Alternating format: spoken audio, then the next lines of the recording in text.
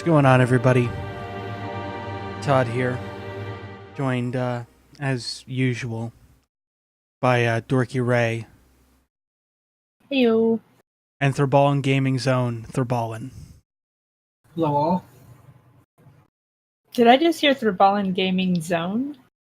Thrabalen Gaming's own Thrabalen. Oh, okay. Gotcha. I had to change it up because people are catching on that I like to throw in Thrabalen Gaming. By the way, guys, we now have a subreddit.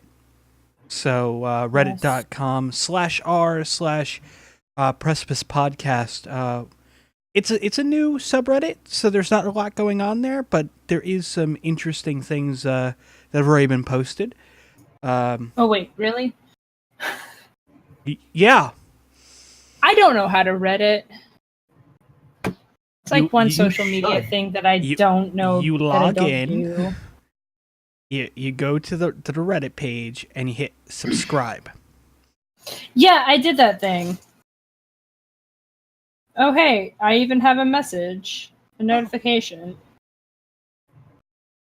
Oh, my notification is just politics. Why? Because Reddit's been doing that. Yeah. Oh hey, I don't want that. Yeah. And this is like a politics free zone. Like we've been good to keep it out of the podcast. Last week, for example, we just didn't podcast. We didn't podcast because there was too much politics going on. It was the elephant in the room. There was no way we could ignore it. So we just didn't do it at all. Yeah. Yeah. Mm-hmm. This week is kind of the opposite. Yeah, well, this week has a different sort of elephant in the room, and that has to be addressed. It has to be addressed. It creates a more somber tone. For those that have listened prior, we like to laugh and joke and whatnot, and have me throw out all the sponsors like really quick and everything like that. So, I mean, I'll just do that really quick. In the show notes, in the video description, you can get a link to all of our sponsors: Breezy, Valiant Vape, Loot Crate, The Violet Vixen, Sideshow Collectibles, and Gary Poppins Gourmet Small Batch Popcorn. Great gift for the holidays. Not to do the joke. It's a perfect gift for the holidays. So, and if anyone wants to send me more, my PO box is no. Fair. But yeah, those links are in the show notes. You can also get us on Patreon, patreon.com/precipicepodcast. You can buy the merch at tpublic.com/user/theprecipice. We have some awesome designs up there. I actually have two shirts coming in, which I'm. Oh, nice. Yeah. I have the Moriarty Tea Time shirt coming in, which came out fucking gorgeous. And I also have the Thrabalen Gaming Gazillion shirt coming in. Yes. Yep. So. Appropriately. Yeah. Yeah. You know what's funny? Like, I ordered that shirt, and then, like, the news came out not that long after. Yeah. And... Gazillioned on many levels. Yeah. Yeah, the whole world got gazillioned on Monday. So, if you guys don't know what we're talking about, we're talking about a legend. And that's not a name. That's not a term I throw around really easily. An icon. An icon. That's another thing I don't throw around. Like, yeah. The person that touched so many lives, whether he knew it or not, helped a world of disenfranchised people feel accepted. Yes. help people realize that you can create however you want to create. And of course, I'm talking about a veteran of the Second World War. I'm talking about a former editor and editor in chief, if I'm not mistaken, of Yes. Marvel. Creator of Too many to count. yeah, I was gonna say the creator / co-creator of Spider-Man, the X-Men. Was he responsible for the Fantastic Four? Yes, he was. Hulk. Was he responsible for She-Hulk? Indirectly or indirectly, he was responsible for just about everybody. Yeah. Of course, we're talking about Stan Lee. And the man. Stan the Man, yeah.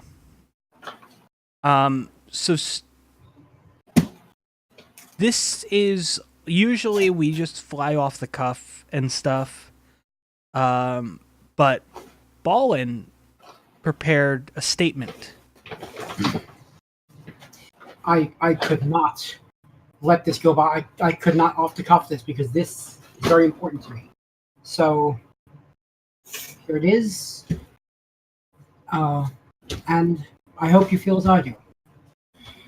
Greetings, true believers. Comic books have helped to shape our modern world. Superheroes are the new mythology. Only the Hercules, Mars, and Thor, our gods are Spider-Man, Wolverine, and Thor. The world he helped create made me see, even as a child, that keeping your true self a secret didn't need to be something bad. That sometimes having a secret like that is the only way you can go one more day to do the things you need to do. Not having Stan as a part of the world anymore feels wrong. Yes, he had gotten old, and 95 years is a wonderful amount of time to live, but he has always been a part of my life. It's like losing a family member. I barely knew my grandfather, so having Stan Lee creating comic books was like having a grandfather who would gather me on his knee and tell me stories, tall tales designed to delight and astound, as he often did in the mighty Marvel manner. But this is not about me. This is about Stan Lee, the incomparable. He created so much that filled the lives of so many. He helped create the X-Men, who become an enduring symbol of tolerance and standing up against a society that doesn't want you to exist. He helped create Spider-Man, who taught us all that it's okay to be a frightened little nerd, because deep down we're all afraid sometimes. The important thing isn't not being afraid, but to act despite that fear. He helped create the Fantastic Four, who taught us that reaching for the stars is great, but doing so with your family, whether that family is by birth or by choice, is better. He helped create Black Panther, who is so important to so many people right now, and that he teaches us that we are all important, no matter our heritage. He died a veteran on the day we celebrate veterans, so perhaps the creation that he made that most resonates right now is Captain America, who taught us that the important thing is that we stay true to ourselves, no matter what anyone thinks of us, to do what's right, even when everyone says you're wrong. So to Stan Lee, I offer this toast. You made the world a far brighter place than it was, and with your passing, we are all a little poorer. But we celebrate the effect you had on this fragile blue orb, which enriched us all. Today, things are a little less amazing, a little less incredible, a little less fantastic. But tomorrow is always on the next page, and with the examples you've helped us see, I know we'll get there. Excelsior. Enough said. That was spectacular.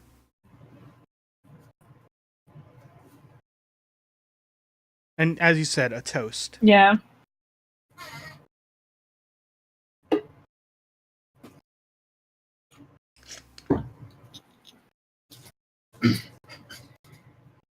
Well, that's the show. No, Sorry. no, it's all right. I'm kind of Yeah. holding myself together. If you're watching the video, you could see that I started getting the feels. Ray is experiencing the feels. Yeah. And such. I put my feels on the page, so Yeah. You just expressed your feels. So Also, I had a day longer than them to deal with what I just wrote. So, yeah. yeah.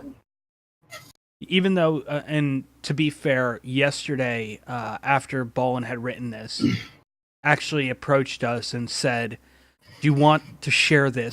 Do you want me to share this with you now or surprise you on the podcast with it? And I'm from the school of thought of I want to get a genuine reaction. You know, if you, for example, let's just say you're reading a Spider-Man comic for the first time. It's going to elicit a certain emotion. The second time, you're going to be reminded of that emotion, but it's not going to be as pure as the first time. So, yeah, and my answer was I'm probably going to end up crying either way, so yeah. it doesn't matter if I read it first or not. Yeah. I wouldn't have felt right if I didn't make the offer, though. So Yeah, no, and I understand that. I've also got a whole stack of tissues, so. You got a whole stack of tissues. I got a whole bottle of whiskey. I mean, yeah, because that's how the Irish deal with grief. That is how the Irish do it. It has been it's been over a year actually since I've been able to play it, but I never wanted to play Marvel Heroes so much as yesterday. Yeah. Mm. To be immersed one more time in that world. What's funny is we're closing in on the 1 year anniversary of the closure. Yeah. Of Marvel Heroes as well. So yes. Yeah. One thing I read on Reddit was someone said the only thing I really wish could have happened was that Stan had gotten to see the Fantastic Four come back home to Marvel and cameo in that. Mm. Yeah. Yeah. But at least he got to be in Spider-Man Homecoming. So. Yeah. Yeah, Spidey was his baby. I mean, that's, to be fair, like Stan look, Spider-Man Homecoming was the last cameo of Stan Lee. Yeah. Actually, it's the last one as of now. He's actually got 5 or 6 in the can they still haven't used. Really? Okay. Yeah. So he's going to be in Avengers 4, which is going to have a big dedication at the end.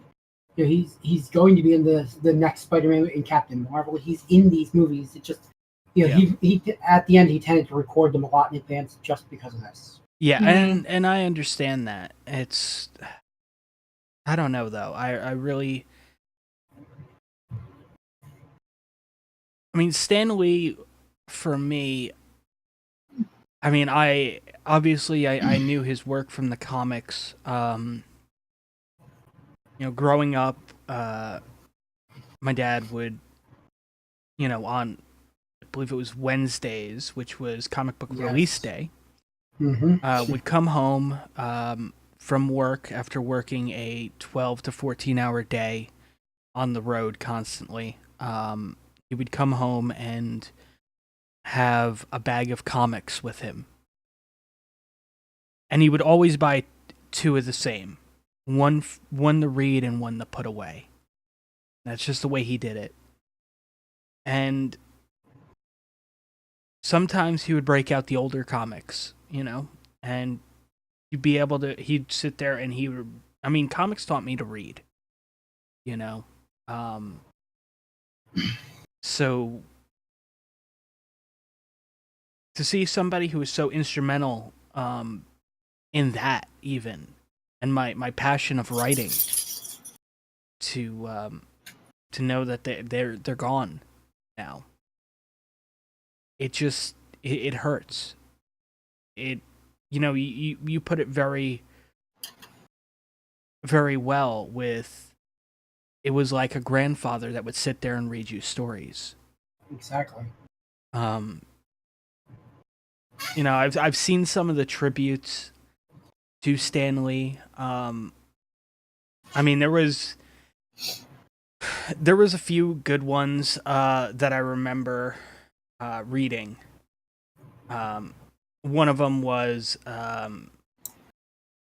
you know, Onyx Path Publishing did one saying, today we lost one of the greatest storytellers, which is not wrong. Yeah. And a fitting tribute coming from them, that word, storytellers. Yeah. I shared one yesterday with you guys from Gray Griffin, Gray DeLisi, who just, said, I loved him. I used to pet his cashmere sweaters when we recorded together. When I first met him, I mistakenly called him Stanley for the entire session. Mm-hmm. And it was just, it's like little things like that. People talking about their personal interactions. I never had a personal interaction with Stanley. It's something that I wish I could have, but it didn't happen. I mean, there's a list of people that I wish that I had met in person or seen live, Stan's on that list. And Absolutely. These are people that that list, it's a list of people that now I have no opportunity of doing that unless somehow they invent time travel. But yeah, Stan's on that list, and I he did so much. He gave so much for the art form he loved. He helped the disenfranchised feel accepted. I really don't even know. I really don't even know. I've been like this since yesterday, since the news broke, where I'm just like, I can't even put together rational thought, Yeah.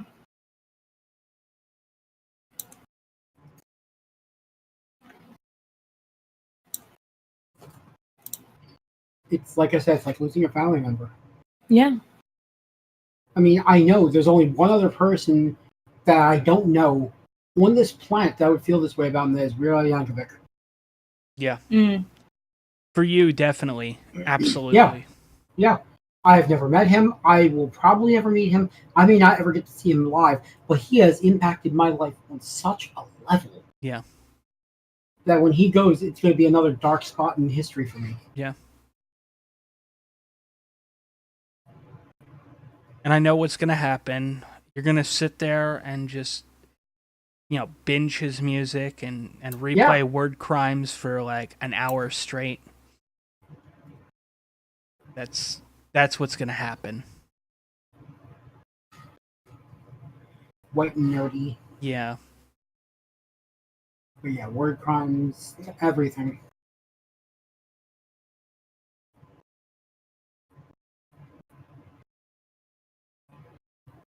Actually, out of respect, I think I won't play Girls Just Want to Have Lunch. He never liked that song. He was forced to make it. Fair. That'll be the one song I don't play. Yeah. Respecting his wishes. Exactly. So I know, well, for me and Ballin, it hit hard because we're comic book fans. Mm-hmm. Ray really didn't have comics and really has trouble with comics. Yeah. But I feel it still hit you just as hard. Oh, yeah. And because you still get a lot of those same emotions from the movies. Yeah. And that's been my Marvel, that's where my Marvel experience is all from the from the movies. The movies and and like the Spider-Man cartoons and stuff. I watched those as a kid and everything. But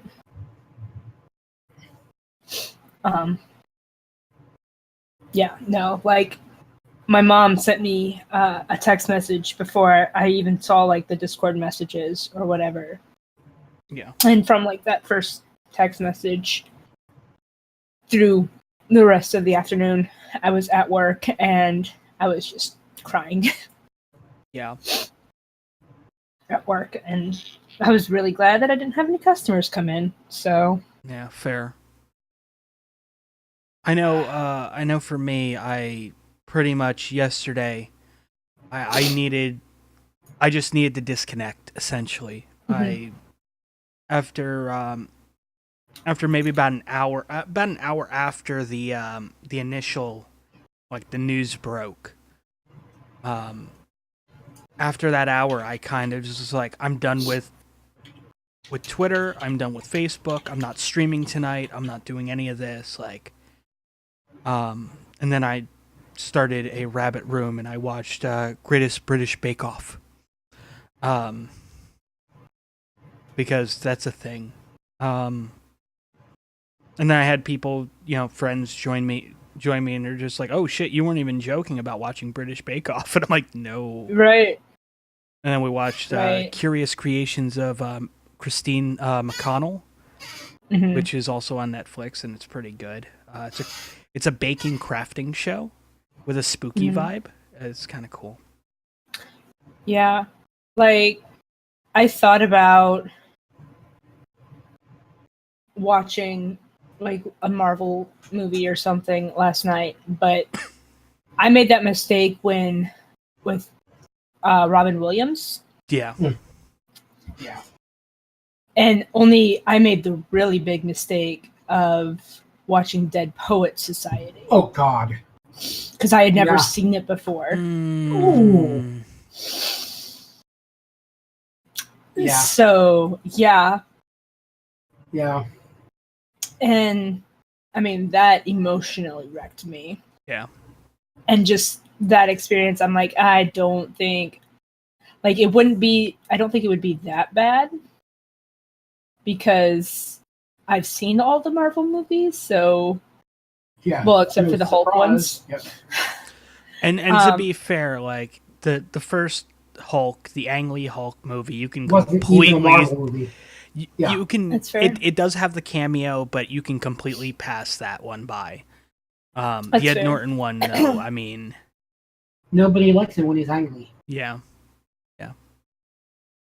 But yeah, I couldn't do it. So no, I ended up listening to Alcatraz versus which one am I on right now? Alcatraz versus the Shattered Blends, which is the audiobook that I've been listening to. So that was my night Yeah. I mean, last night. other than the British Bake Off, Curious Creations, and I also watched the World of Darkness documentary with Maury and a couple others, which, I mean, I'll discuss that a little bit later, to kind of lighten the mood, because this is like a The World of Darkness lightening the mood is just wrong. That's kind of yeah counterproductive almost. No, Yeah. not really. yeah It's downwind. yeah, but I mean, like, for me, growing up, like, my safe spaces were comics and RPGs, Same here. And video games. and movies. Yeah. I had a few safe spaces. Yeah. But considering Fantasy. Escape. Yeah. Yeah. Yeah. But oh yeah. But considering the movies that I wanted to watch, like, where I would have watched, would have all just, like, made me cry. Yeah. I was just like, no. I'm not going to do that. I'm not going to do that to myself. Mm-hmm. I mean, I did watch Mallrats, as I said on Twitter. Like, I'm going to sit there and watch Mallrats, which has a great... It's more than a cameo with Stanley. Yeah, I saw that. You posted the that scene. I've never seen that movie. It's not a bad movie. But yeah, I mean, it's just Stanley. Like, you could just... Apparently, he had a lot of fun on the movie and stuff like that. Another movie that I enjoy, which you guys are probably just like, makes sense that you would like something like that. But Stan Lee was involved in, was the Toxic Avenger 4 Citizen Toxie from Trauma Entertainment. I like Toxic Avenger the musical. I have not watched the musical. It's really good. No, it's not. It's a musical. Yes, it is. No, it's fantastic. It's actually very well done because there's only 5 actors. Okay. Yeah, there's only 5 actors, and they play, especially so Toxie and his girlfriend. They each only play their parts. Yeah. But the other 3, the girl plays 2 parts, and there's even one scene where she's playing both parts like simultaneously, and it's fantastic. Like her costume is like half the one and half the other, so she's like flipping herself around. And then the other 2 guys have like probably 10 different characters that they play, and they do a fabulous job of it. Well, that's good. So even just from a tech perspective, Yeah. I think it's a good one to watch. But yeah, so Unrelated. no, it's kind of related. Yeah. Because Stan Lee, I need a little joy in this, you guys. I know, I understand. And that is why it's related, because Stan Lee wanted everyone to get enjoyment from stories. That was his. He so in Citizen Toxic Avenger 4, he recorded the opening narration to it. Okay. Which is kind of cool. And it's what's funny about it is like essentially recaps the events of the first movie. Mm-hmm. And then goes, and then there was 2 horrible sequels. Oh, This is the real sequel. And I'm just like, all right, this is, yeah. But yeah, I mean, it just, like, Trauma never took itself seriously, you know? And, no.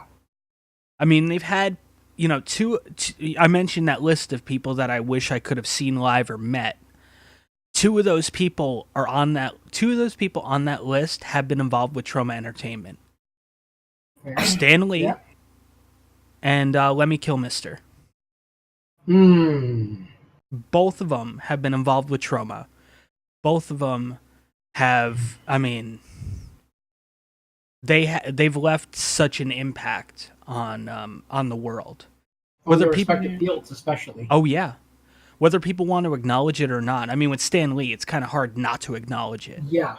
But with Lemmy, I mean, the sheer number of people. Because you see, okay, you said basically you got off Twitter. I did the opposite. I dove head first into Twitter. I'm sorry. I read as many of the testimonials as I could. It was one of these situations where I felt like I owed it to them. And the one that sticks out the most is basically the simplest. Stan Lee's official Twitter account sent out on a simple black field, white text, 1922 to 2018, Excelsior. Yeah, I think I retweeted that one.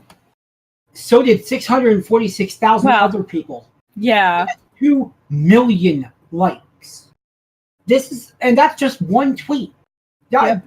I have not seen any celebrities passing get this much attention on Twitter. The U.S. Army tweeted this. Rest in peace, soldier. Comic book creator Stan Lee has passed away at the age of 95. Lee served in the U.S. Army Signal Corps during World War II from 1942 to 1945. We are deeply grateful for his service to our country and for his tremendous support to service members. Excelsior. The U.S. Army's official Twitter.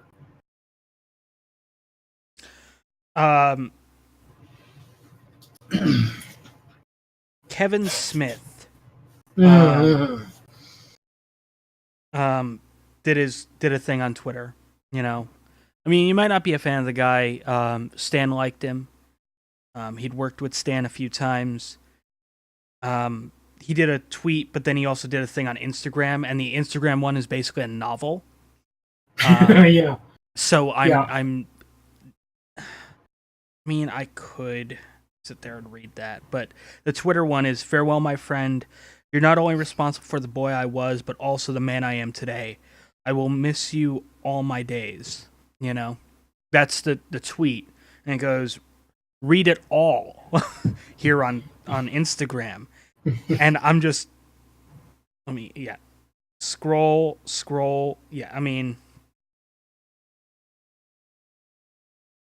this is how I always see you, Stanley, as a benevolent leader and king, smiling down from your eternal throne on the generations of imaginations you fed and inspired. You were the first creator whose voice I knew before I ever actually heard it. You dreamed up some of my favorite modern myths and created characters that instilled in me a moral barometer, teaching me right from wrong and showing me it's always better to be a hero instead of a villain. Your characters represented us. Yes, they had extraordinary, unbelievable abilities, but they were also reflections of the world we knew. Whereas Spider-Man is really just a boy who wants to help. You showed me how to interact with the audience whenever you stepped onto Stan's soapbox to reach out to the readers. You showed me how to advocate for my field beyond the actual art itself. Whenever you tub-thumped for comic books outside of the medium. It was never enough for you to simply make a comic book because you were a true salesman at heart. So you not only sold comics, you sold me on comics. So much so that I built a life and career around your dream and ideals. When you did Mallrats with us, you not only made a lifelong fan's dream come true, you also lent me comic book credibility that I still get to spend today. And whether it was for AMC Comic Book Men or Yoga Hosers, whenever I asked to borrow your heat again, you were always there for me with a smile. Your love story with Joni and your long, happy marriage always shined as an example of what I wanted in my personal life. I long admired and emulated your kindness and patience and sense of humor when dealing with your public. Outside of my parents, you were the only adult who gave me the most useful life skills I still use today. Thank you, Stan, for making me not only the boy I was, but also the man I am today. You had great power, and you always used it responsibly, fostering billions of dreamers who all know your name, a name written in the stars for all times. You were not just the literary titan of comic books, you were our modern-day Mark Twain. I will miss you all my days, my friend and hero. Excelsior forevermore. I'm starting to tear up. Yeah. Yeah. Join the club. I would share my tissues with you, but I would share my whiskey with you. Add it to my hot cocoa. Drink this shit straight. I also tend to drink it straight too, but why would I let good hot cocoa go to waste? Yeah, fair. I mean, if Jameson made a pumpkin spice whiskey, I know you would have a bottle there on your desk. Oh, absolutely. Probably two. Yeah. One to never actually drink. I'm going to read something else. These are Stanley's own words, and there's a little bit of religion at the end, and a lot of people probably heard this, but here it goes. And for the record, I agree with the sentiment of this. Let's lay it right on the line. Bigotry and racism are among the deadliest social ills plaguing the world today. But unlike a team of costume supervillains, they can't be halted with a punch in the snoot or a zap from a ray gun. The only way to destroy them is to expose them, to reveal them for the insidious evils they really are. The bigot is an unreasoning hater, one who hates blindly, fanatically, indiscriminately. If his hang-up is black men, he hates all black men. If a redhead once offended him, he hates all redheads. If some foreigner beat him to a job, he's down on all foreigners. He hates people he's never seen, people he's never known, with equal intensity, with equal venom. Now, we're not trying to say it's unreasonable for one human being to bug another. But although anyone has the right to dislike another individual, it's totally irrational, patently insane to condemn an entire race, to despise an entire nation, to vilify an entire religion. Sooner or later, we must learn to judge each other on our own merits. Sooner or later, if man is ever to be worthy of his destiny, we must fill our hearts with tolerance. For then, and only then, will we truly be worthy of the concept that man was created in the image of God, a God who calls us all his children. The reason I read that is this year is the 50th anniversary of him putting that into a Marvel comic at Stan's soapbox. 50 years ago, when saying such things could actually get you pretty much blacklisted. Yeah. He took a chance because he had the ability and the power to do so, and he put that in print 50 years ago this year.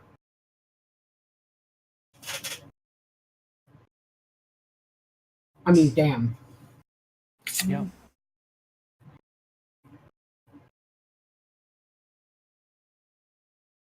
What's sad is those words still need to be said 50 years later. Yeah. Yeah. You're not wrong. Yeah. That's what's sad. Yeah. Yep.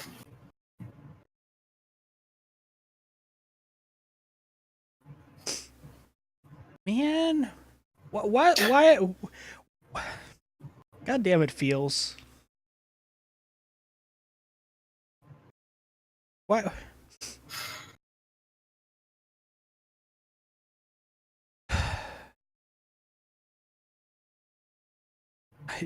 I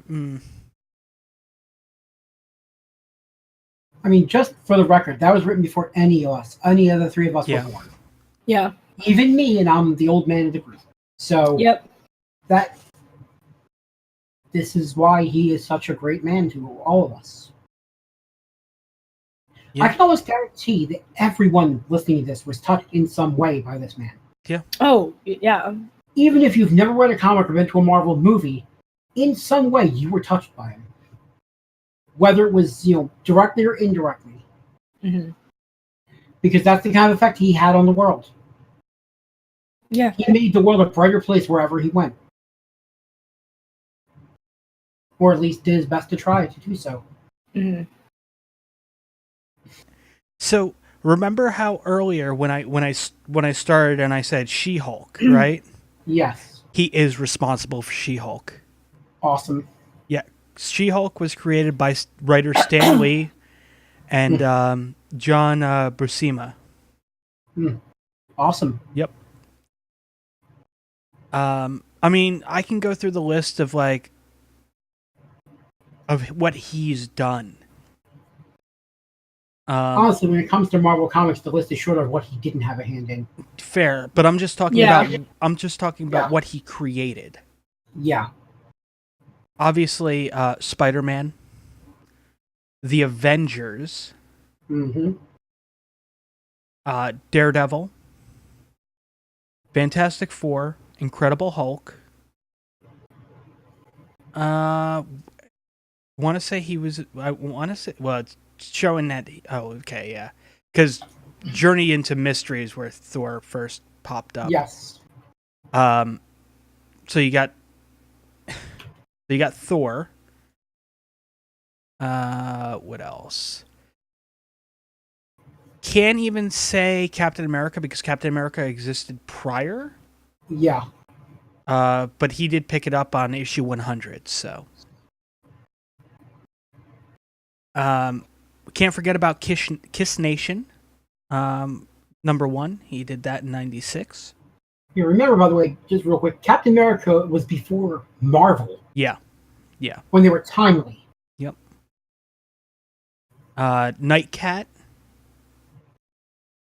Ravage 2099, he did.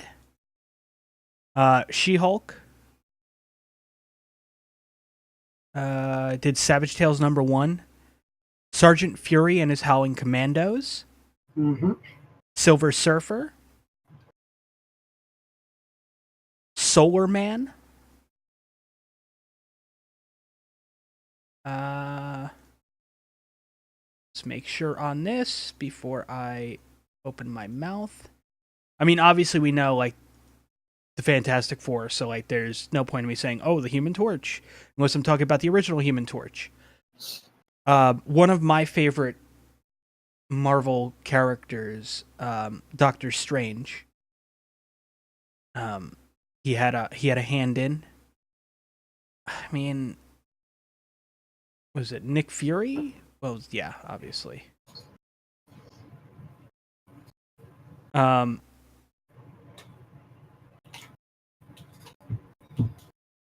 It's just I'm having trouble going through this list because like my eyes keep welling up.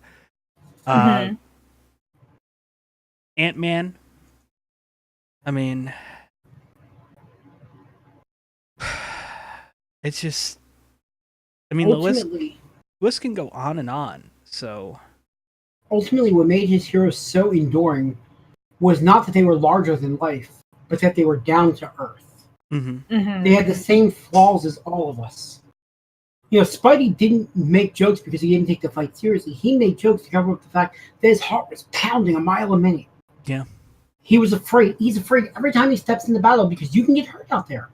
But he does it anyway because it's what's right. You know, Captain America sometimes gets blinded by the fact that not everyone is decent. Not everyone is noble of heart and not everyone is honest. He can actually get blindsided by that. You know, Tony Stark was an alcoholic. And even now he's an egotist, which is a flaw of its own. Yeah. And for those of us who deal with rage issues, the Hulk. Yeah. I know I deal with rage issues sometimes because of shit in my past. So the Hulk being out there showing that, hey, you can be a good guy and still have anger troubles. Yeah. That's a big thing. I mean, okay, I like DC Comics, you know, some of them. And I have to say, I also grew up on DC Comics. But Superman, Wonder Woman, even Batman, arguably one of their most human members, they're hard to relate to for the average person. Yeah. But Spider-Man, a guy who sometimes has trouble paying his rent, yeah, that's easy to relate to. I mean, hell, the X-Men, just because they're in general, because they're not normal, you know. We've discussed in a previous episode of this podcast how none of us are considered normal by mainstream standards. Absolutely. And how tolerance and inclusion are the most important things. And that's what the X-Men is all about.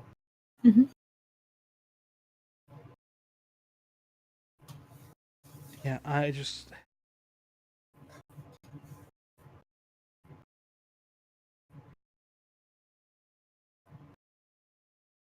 Sorry, guys. Sometimes the words are going to fail us.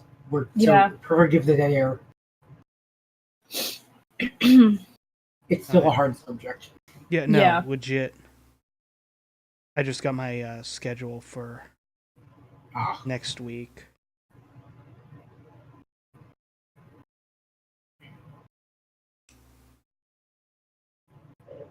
Yeah. Guess who's working Black Friday, guys? Oh, wonderful. Oh, lovely. I volunteered for it. Oh. Okay, well, the extra money, I guess, yeah. Well, it's not only that, like, I was going to end up working it anyway, and, because that's just the way it goes. So, it's better to do it to yourself than have them do it to you. Well, it was, so this past weekend while I was at work, person that was handling the schedule was just like, shit, which associate can I put to work the opening on Black Friday? And I go, and I'm up on a ladder doing something. I'm like, I'll do it.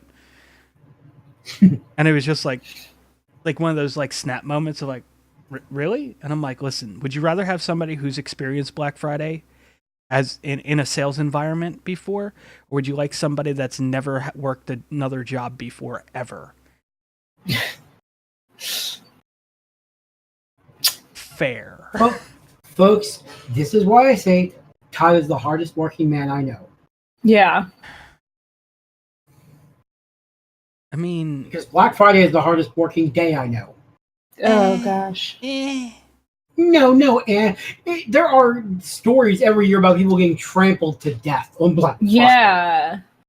It is a war zone in some cases. You cannot tell me Black Friday is not the worst shopping day of the year. You're not wrong.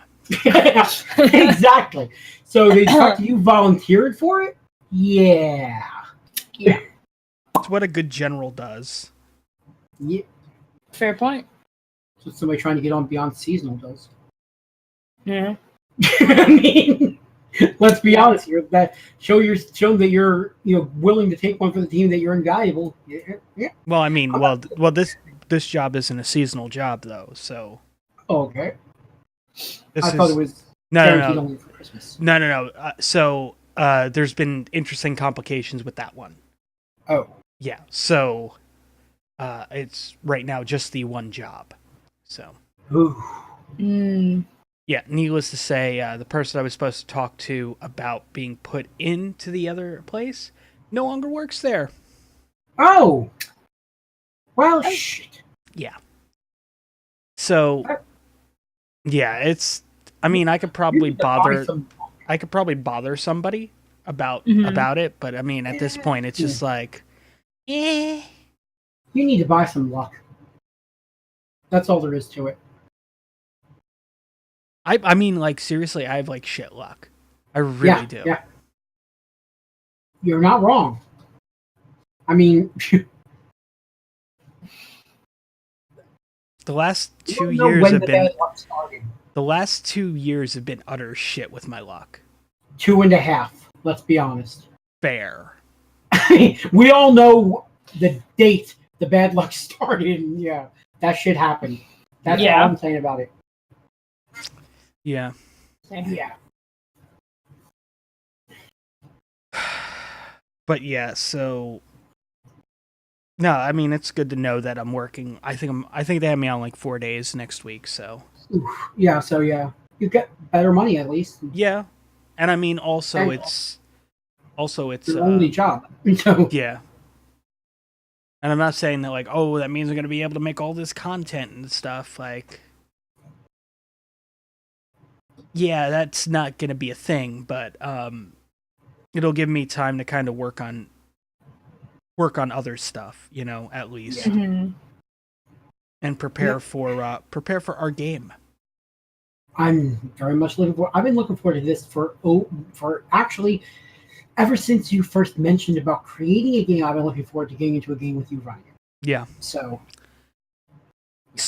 initially, I was going to run a play test. This is something I may have shared with you guys previously or not. I was going to run a play test right around my birthday.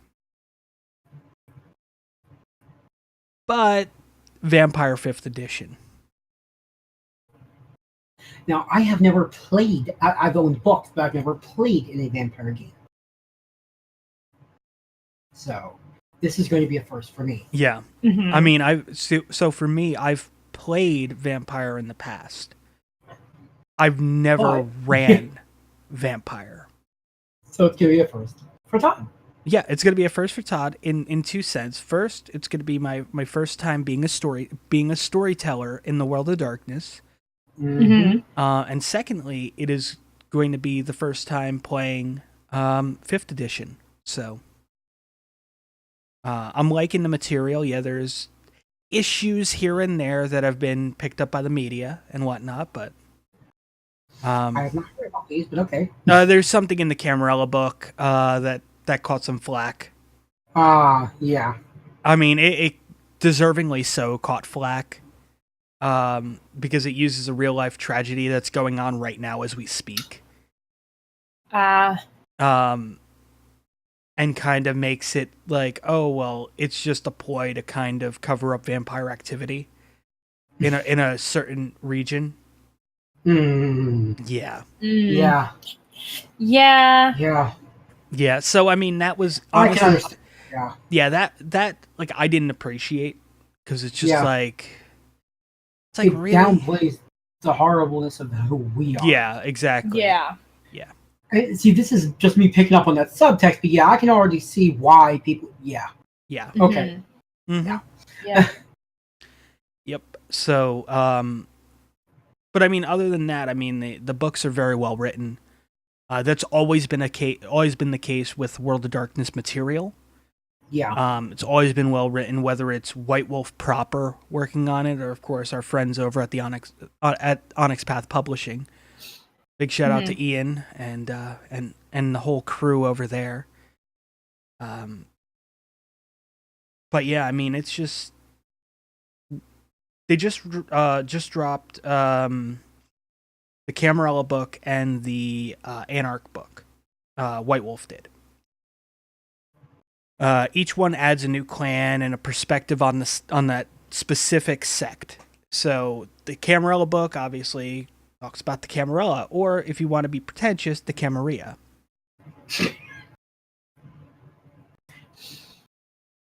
Can I get a vanilla latte? Yeah, vanilla. Vanilla latte. No, fuck off. You're being pretentious. Yep.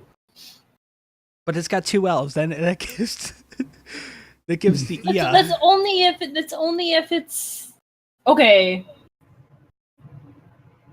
Now the question is it's either someone being pretentious or it's someone that's learning English as a second language, and so it's very confused. Yeah, well, in which case I feel bad for them.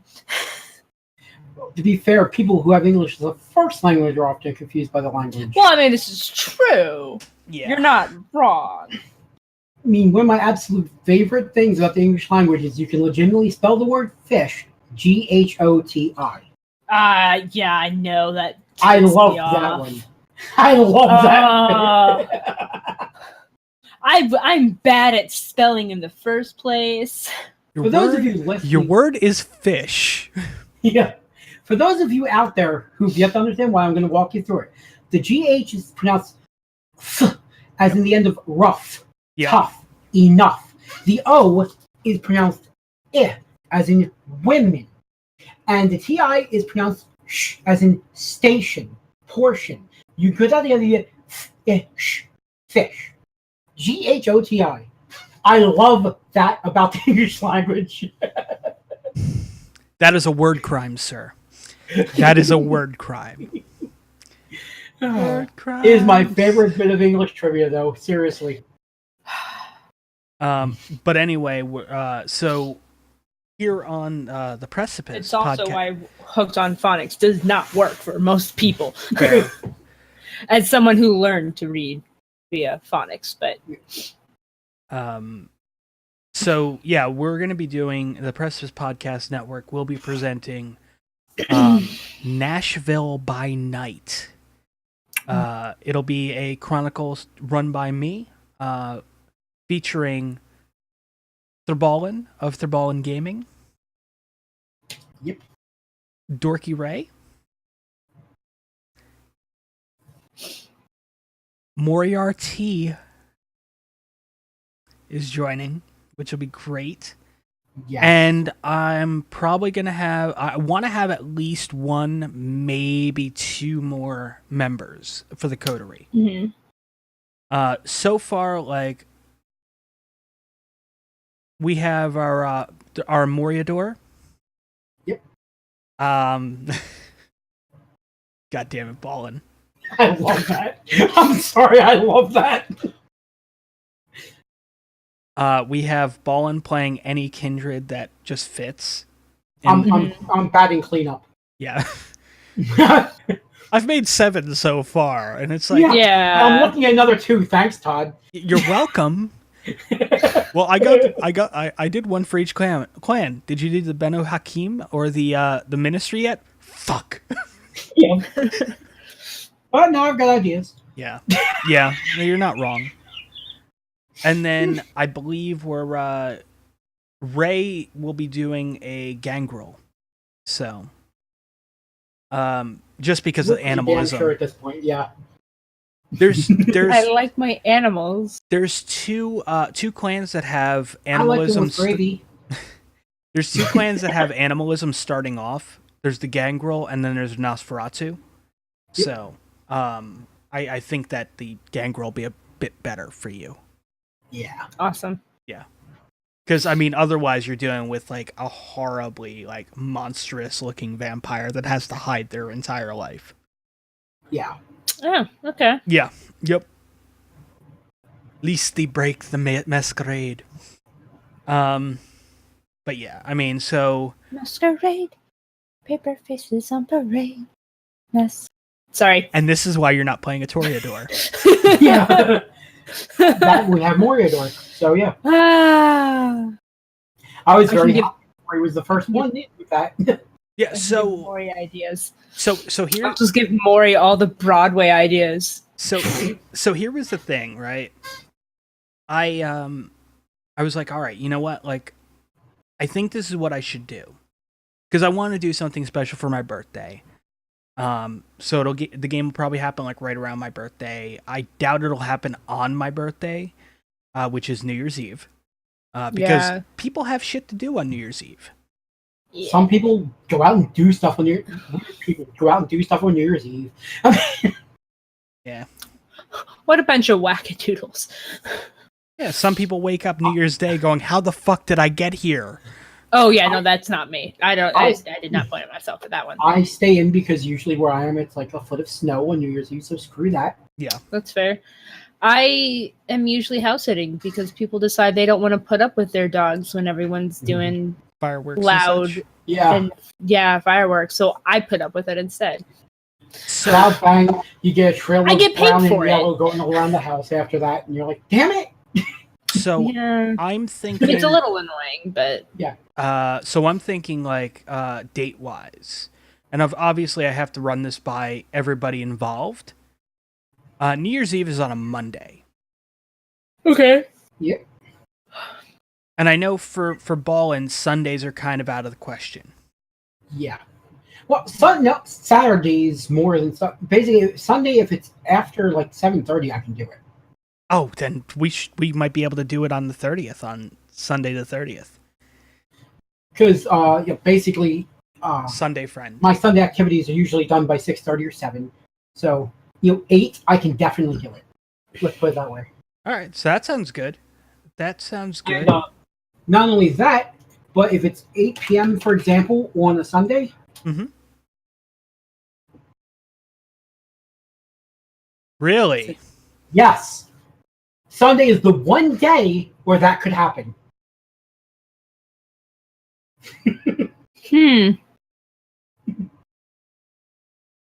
So what I'm hearing is Sunday the 30th.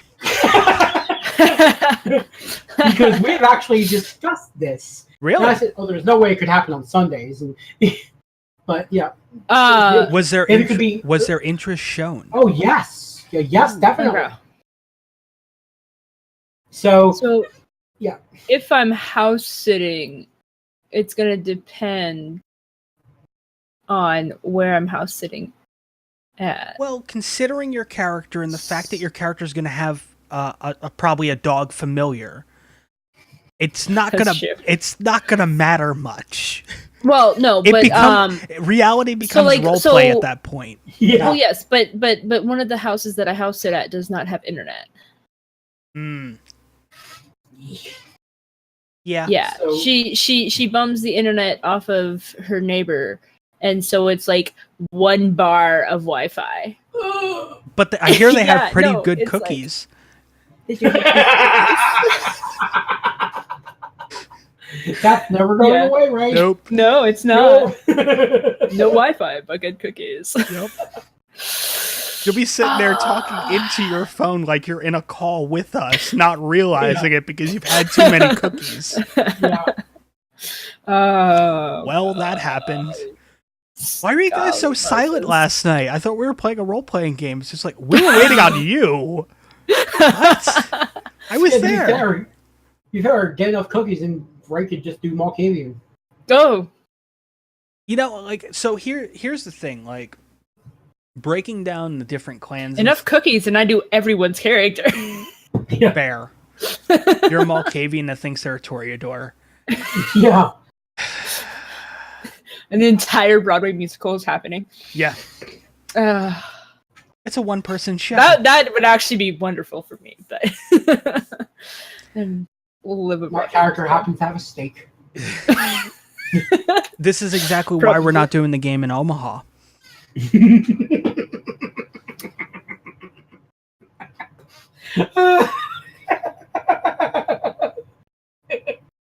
There.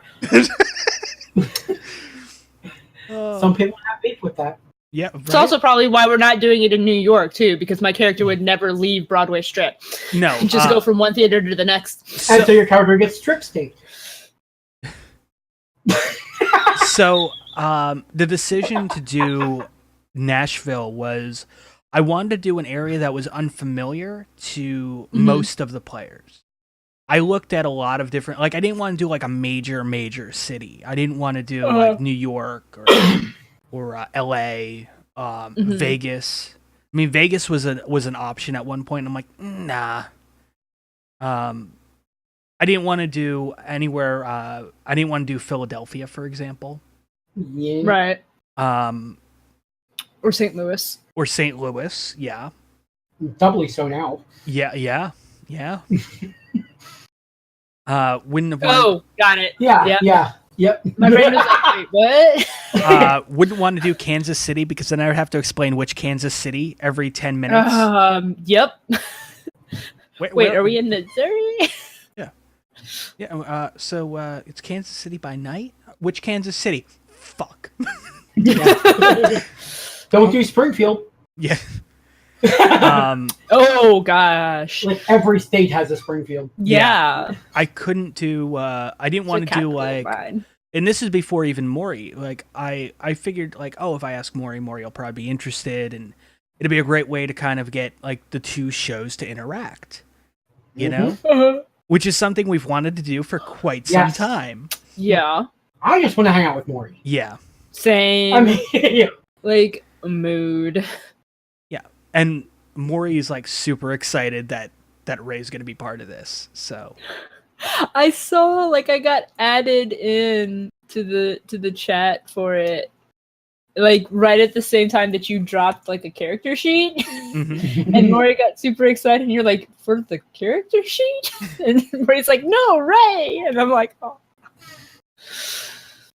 Yeah, I didn't want to go and say you're excited because Ray's in the group now. Like, I didn't want to say that because that would just come off like wrong.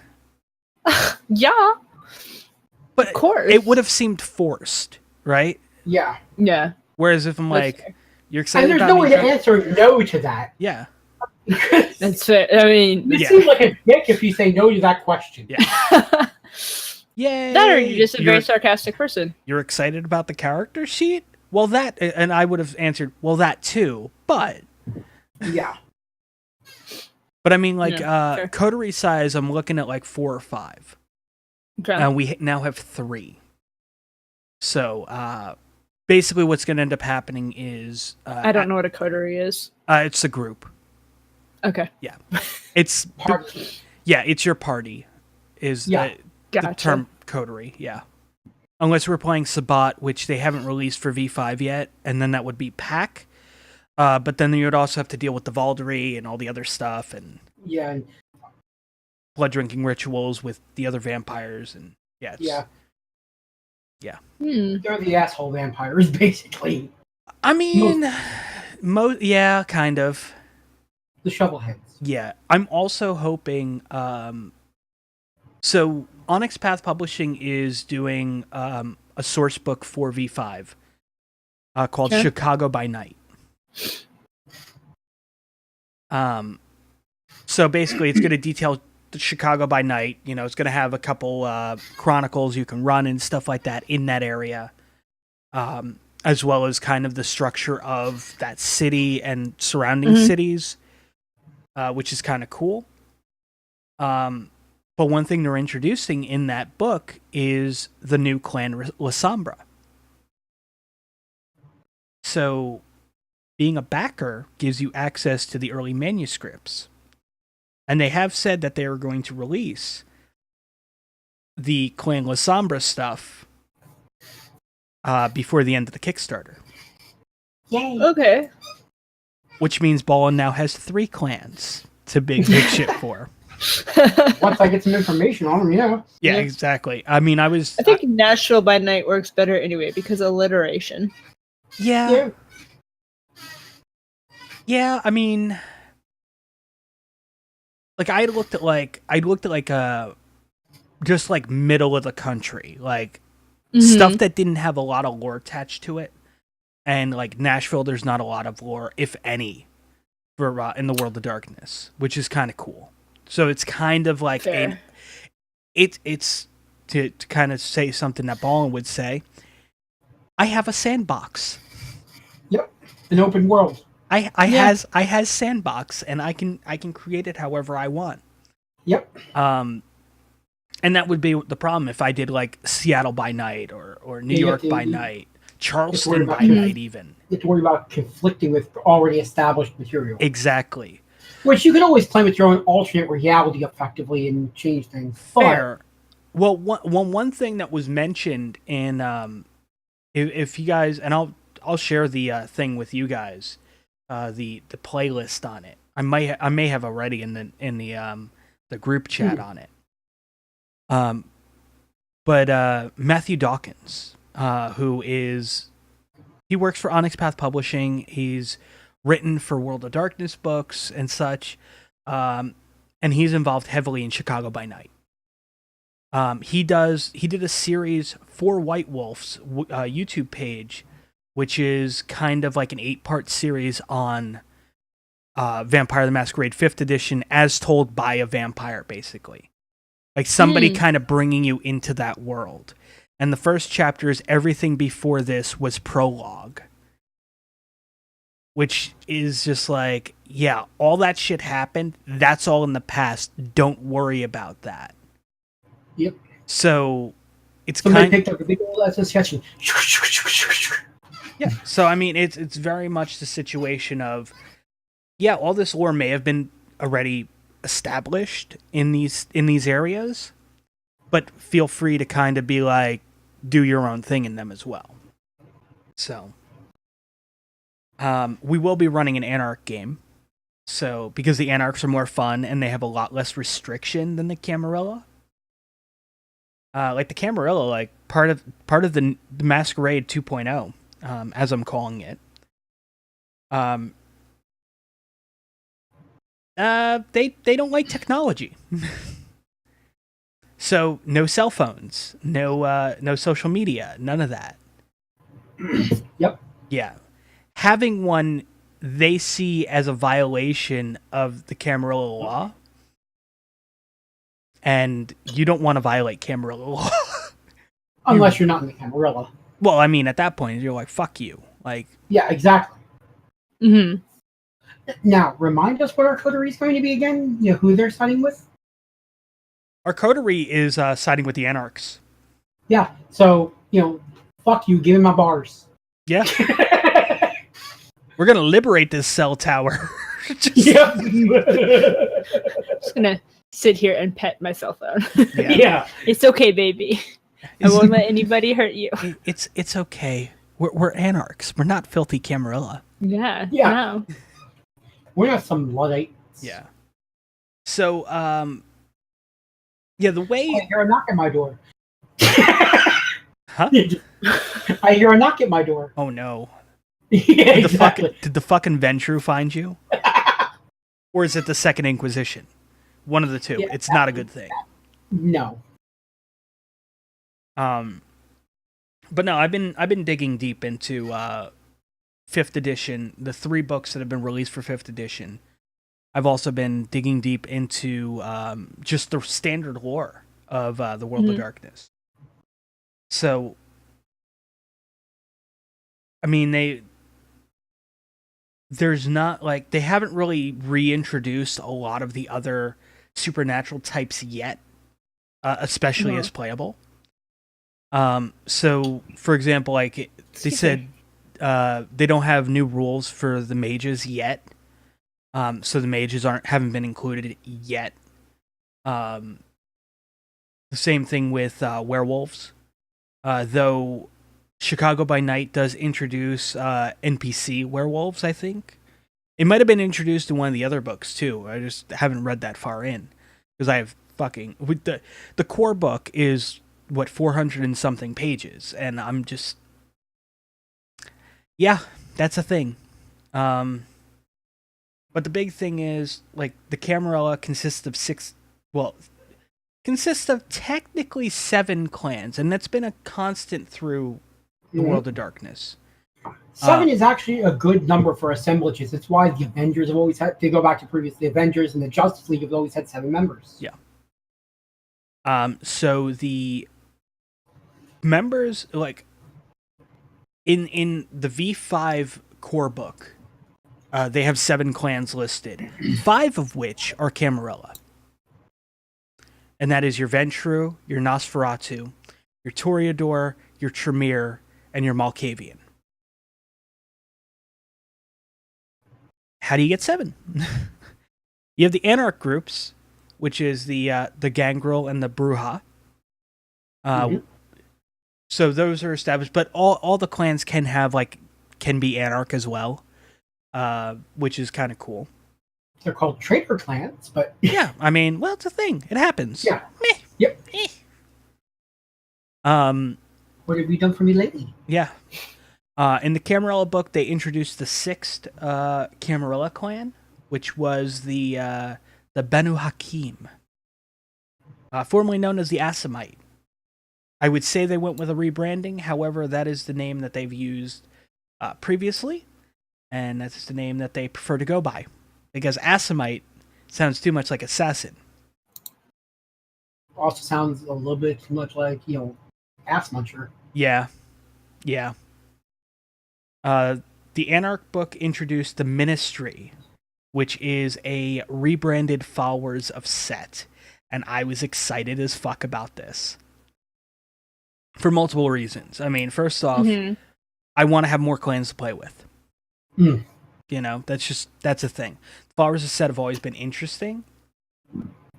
And, I mean, when it comes to followers of Set, I always know one person I can ask questions. Well, I know a few people I can ask questions to. But I can specifically ask them because they're pretty knowledgeable when it comes to the Setite. And of course,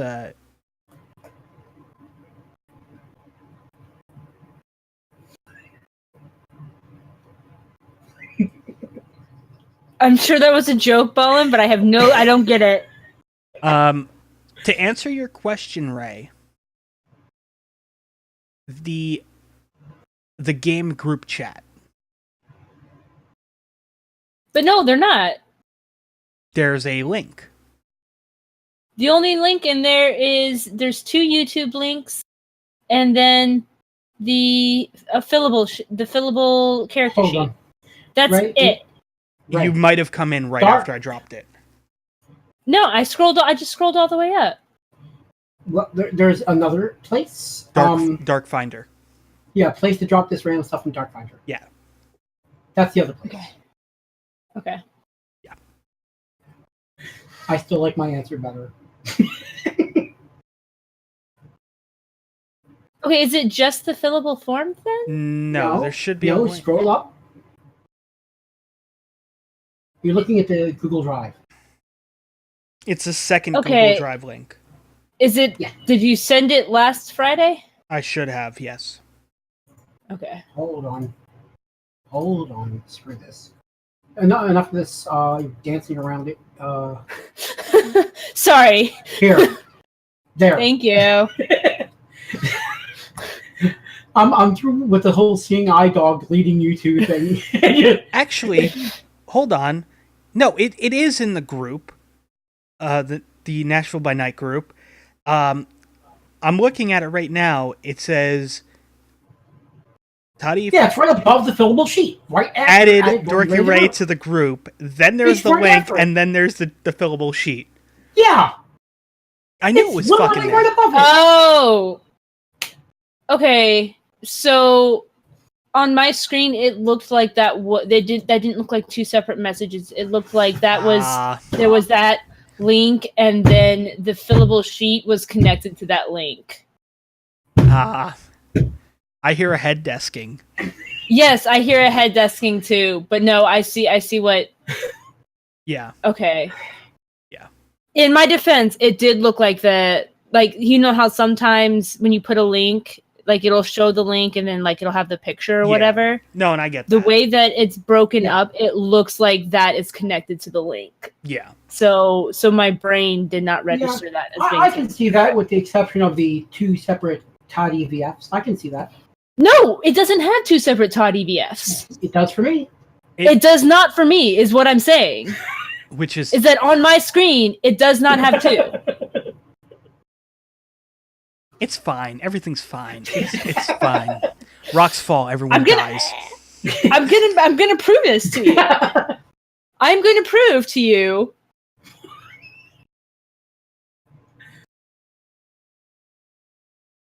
Shut up, camera. Is it telling you to clean your lens? It is telling me to clean my lens, and I don't want to clean my freaking lens.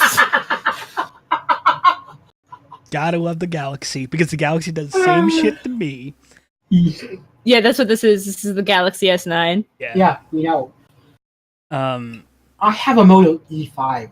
That phone sucks. I'm just gonna say that for the record. That is weird. Yeah. I mean, it's... So here's my question. Wait, but here's the thing, though. You know what? Actually, let me do a little testing here. I also have Discord on my phone. I'm going to see if this is a mobile thing. well, I was looking at Discord on my phone, and it was... And it showed it broken up. So. Oh. Well, and that's not the phone version. That's my desktop true, yeah. version. Yeah, it's true. Okay, then Discord just fucked up. That's all. Yeah. You know what? I believe it may have something to do with Ray joining, messages coming in, multiple messages from one person, and then Ray actually finally checking the DM. I just took a little bit of initiative on that. I pinged it. Good job. I should have done that.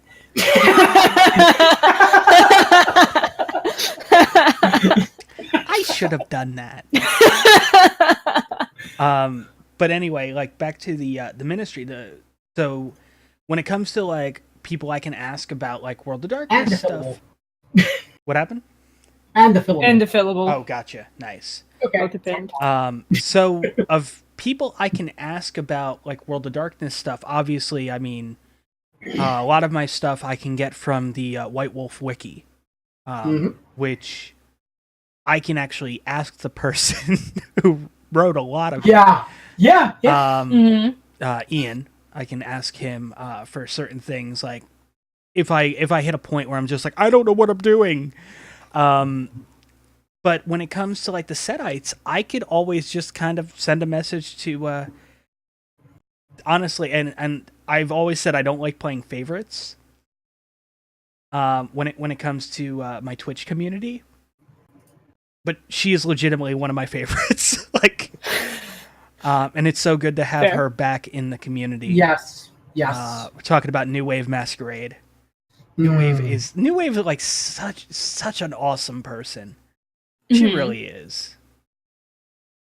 And we've missed her so much. Yes. But it's great it's great that Twitch fixed their shit and now New Wave can be back in the community. So for those not knowing what happened, New Wave was one of those people that was affected with the wonderful Error 2000 constantly on Twitch that allowed them not to watch any streams. Ooh. Yeah. Ever. Yeah. They were she was dealing with it since December last year almost. Yeah. Oh my god. Almost a year. Yeah. Yeah. And Twitch finally fixed their shit. Because the problem is it was only affecting a small group of people, so it wasn't urgent. Yep.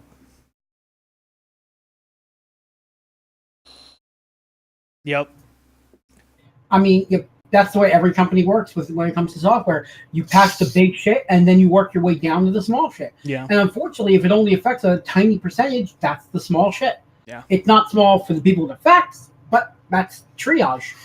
Right. And I mean, I'd made comments numerous times saying, like, because I would be asked, like, why are you doing YouTube content again? And I'm like, because Twitch can't fix their shit.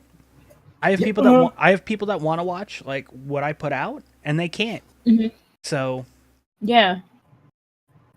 And they'd be like, like who? And I'm like New Wave. I miss having New Wave around. Exactly. Yeah. New Wave is awesome. Yeah. I mean, it's funny how like one person, like you guys have been around my streams like this past year and seen how like low end, like like kind of low energy and shit I've been, and then like New Wave popped up, and it was just like boom. Oh shit, yeah. Yeah, and then it's just like, all right, Switch now flips. we're doing this shit for real. Yeah. Yep. But yeah, I mean, it was so good to see her again. She is awesome. She's one of these people that just enhances the stream. Yeah, oh, absolutely. Mhm. And then it was Always great with a good comment. Yeah. oh yeah, and it was what was funny was at one point she goes, "Can I post a link?" And I'm like, You're a mod. You're a member of my ToddEvf. Like you have all the privileges. Like Yep. So yeah, it's just You're not billed. Yes, you can post a link. you're not wrong. Yeah. As long as it's safe for work. Oh god. She's not billed. I mean, I'm not. I will just put it this way: New Wave has a very interesting Twitter Oh God, yes. that I wish Twitter didn't broadcast all the things I like, or else I'd be liking a lot more of New Wave's retweets. To put it this way, right? I would not suggest you subscribe to New Wave's Twitter. Okay. Let's just fair. put it that Noted. way. Yeah. Noted. The nature of the graphics of the links are not to your liking. That's all I'm going to say about it. Yeah. No. Gotcha. Gotcha. I'm reading this with loud and clear. Oh yeah. No. exactly. Absolutely. There is no confusion Good. at It'll be all good. going Because I don't on want you to here. go stumbling in and go, "Oh God, must burn my Nope. computer." What happened? No. I must sanitize now. I must sanitize everything. Cleanse it with fire. I'm going to take a bath in Purell now.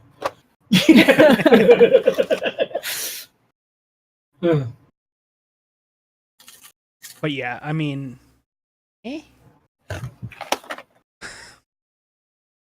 Pocky? Pocky. Yeah.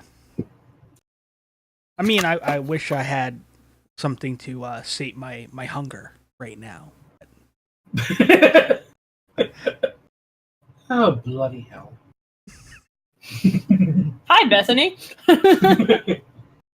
That's Minister Bethany It of the very well ministry. might be. It very well might be. Yes.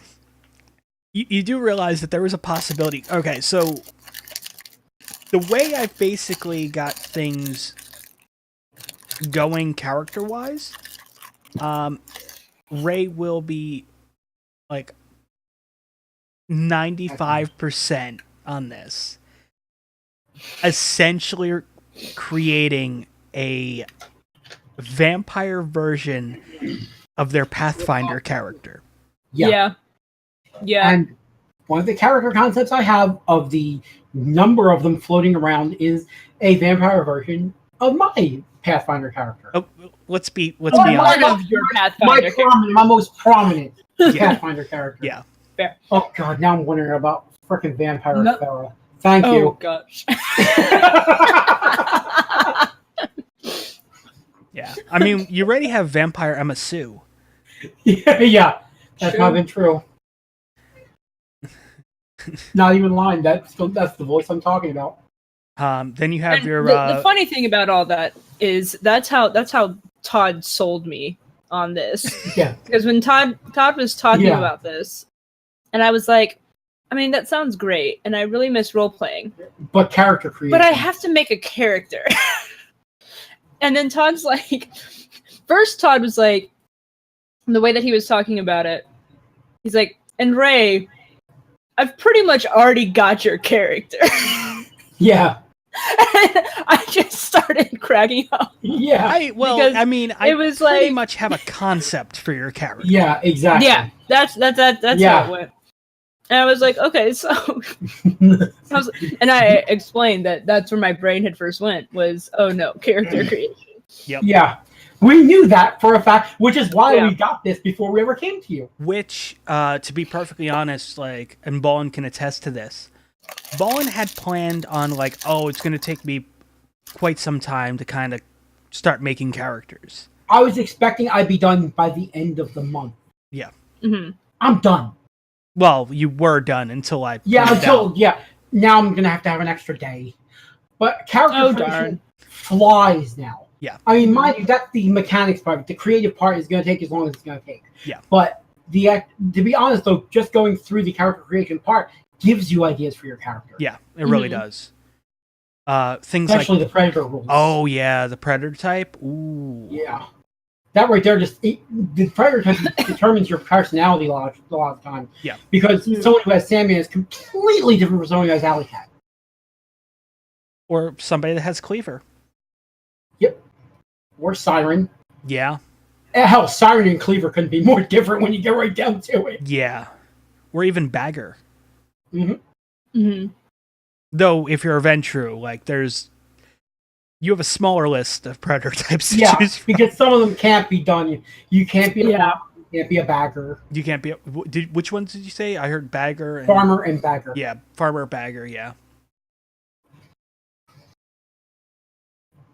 But you get a completely different. Basically, the two ways to go about it is find a predator type you like and build a character around that, or find the predator type that fits the character concept you've already got. Yeah. Yeah. And but that's going to be your most important choice, in my opinion. And I definitely think with Ray, what'll be the easiest way to do it would be probably we find the predator type that works. Like, obviously we lay out the stats first. Yeah. Mm-hmm. Which I'm loving the way the stats are handled in V5. Oh god, yes. So easy. Yeah, it's no more of this, like, all right, you're going to start this section, and now you're going to go down to the bottom of the page, and you're going to fill this in, and now you're going to go to the middle of the page, and then you're going to go back to the bottom of the page, and then you're going to go back to the top of the page. Like, and none of that bullshit. You have one attribute with 4 dots, 3 attributes with 3 dots, 4 attributes with 2 dots, and 1 attribute with 1 dot. You get to pick where to go. Yeah. You pick your best stat, you pick your worst stat, and then you fill in the blanks. Yep. So yeah, basically when I go over this with you, I'm like, when I go over this with you and I help you build your character, yeah. Which I'm going to be doing with Maury too, so don't feel bad. Okay. Fair. I would do it. I would do it with Ballin, but Ballin already is ahead of the game. Yeah. Well, I mean, to be fair, I had mentioned the idea of possibly running a campaign, and I think Ballin has 8 characters for my campaign. Yeah. I still am not done figuring out yet. I didn't realize Ballin made that many magical girls. I'm not doing a magical girl campaign yet. I have said whatever you want to run, I will be there, even if it's magical girls. Yeah. Yeah. Even if it's I do play really dragons. want to, which is another thing that's gonna that one's definitely a yet. I definitely want to do a Pelion. I draw the line that we are all characters in a musical. I draw the line at that. Dang it! But what is it like But right now there's 4 games I want to run. Mm-hmm. Obviously V5 that's happening. Yes. My game that'll happen at some point. Yes. It's kind of been pushed off because V5. Fair. But V5 is a great way to get us all together. Yeah. And on the same page. Yeah. Yeah. So I mean, V5's that's a finished product. We got this. Yeah. Yeah. No playtesting needed. Exactly. And the other one would be playtesting and such. I want to eventually run a Pugmire. I don't know what that is. Stormzy. Yeah, basically it's Stormzy RPG. It is a game where you play as dogs. Oh. In a fantasy setting. So it's like Pathfinder meets dogs. Yeah. Okay. Yeah. So eventually I want to even that might be something I even pass off and say hey, somebody run this. That's fair. Yeah. That's another one I'm actually kind of interested in, even Yeah. though dogs aren't necessarily my thing, just because it's a kooky idea and I love the idea. Well, and they released the second book for it too, where it focuses on the cats. Okay, so maybe I'll do that. Yeah. So, and then the other one is Trinity Continuum. So, Yeah.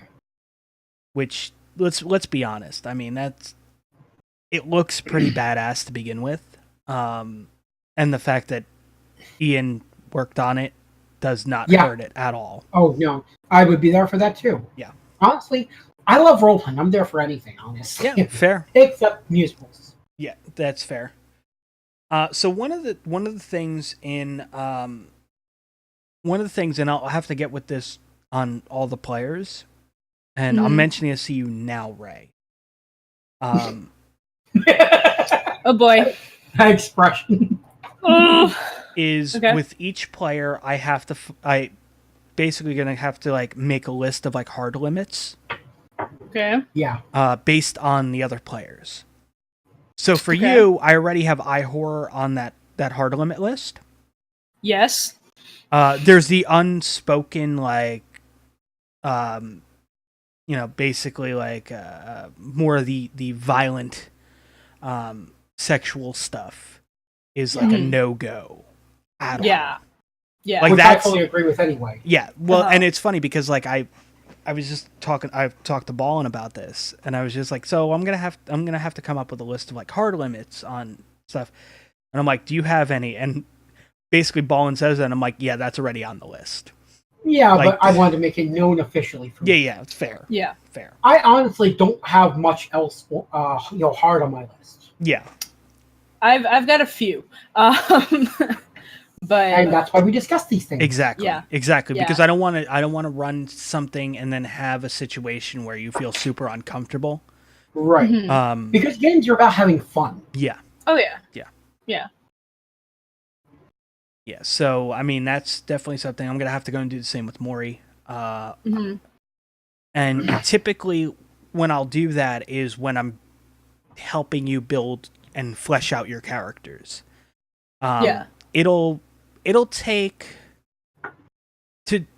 I mean, I made an NPC using standard character creation on stream, and I was also kind of talking to chat and getting ideas from them and all the other stuff. So it took a lot longer than it should have. But it should take like 45 minutes, an hour.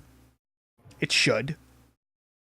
Depending. But yeah, I mean, it's definitely something that'll be fun to do, And Awesome. I'll probably just like get everybody in on the call. So for that, for when I do those, because I mean, I'd be able to kind of like, for example, I know how you are with character creation.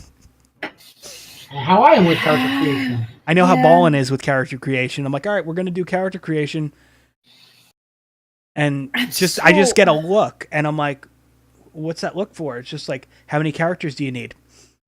And I'm like, what do you mean? I already have 9 characters done, and I'm like, I just said we're doing character creation.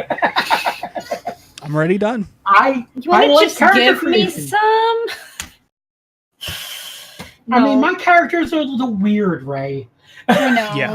I'm Okavian especially. Yeah. So I mean, the biggest thing is to do. I've been more open to it since like listening to. And that's awesome, yeah. But it's still so hard for me. Like a lot of it. Oh my gosh. A lot of it comes down personally to the systems. Some systems are very rulesy and make it more difficult to create the character you want to create. Well, but even just like coming up with backstories for them and personalities for them is like the hardest thing in the world for me. And it's like, why? It shouldn't be this hard. No, and I get that. I completely get that. I mean, this will be actually is the entire group, because I know I know this isn't my first vampire game. It's the first time running. My first in 5th edition.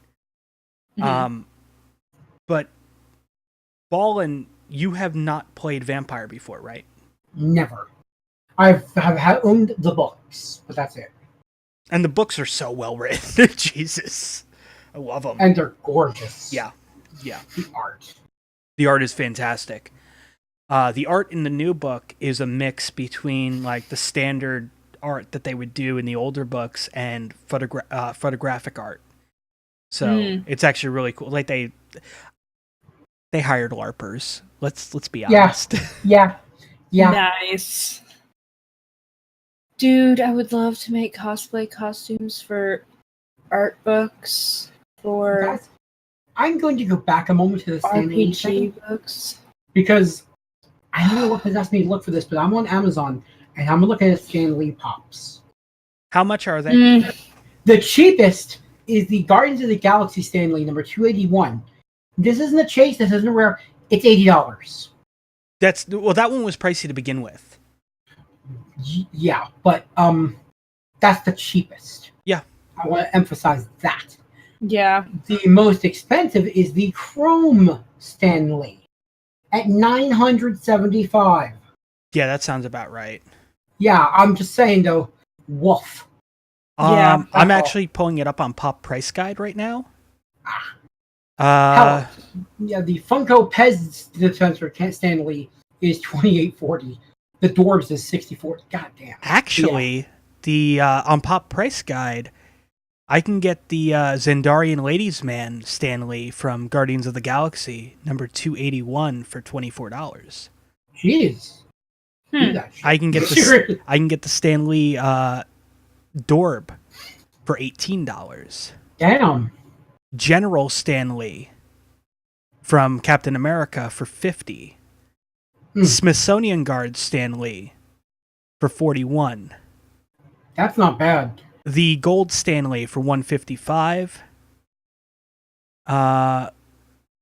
Blue Superhero Stan for $135. My mistake, by the way, is not Chrome. It is Platinum Silver, Kamikaze exclusive. That's $975. Platinum Superhero Stan $140. $160 for the San Diego Comic-Con Stan Lee. $75 for the Stan Lee signature. Stan Lee with Nuff Said on his shirt for $110. That'd be the one I want. The True Believer shirt variant is $95. Wizard World is $65. Fan Expo with white shoes is $145. New York Comic Con is $80. The British flag variant is $145. Asian Stan Lee is $95. What? Yeah. Interesting.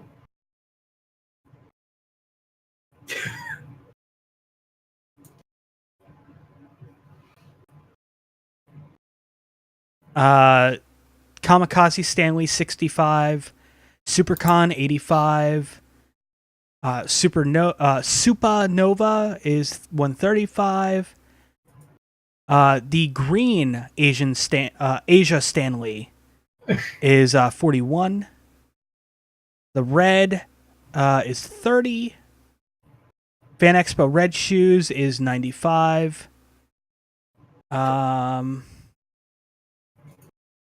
And red superhero is $65.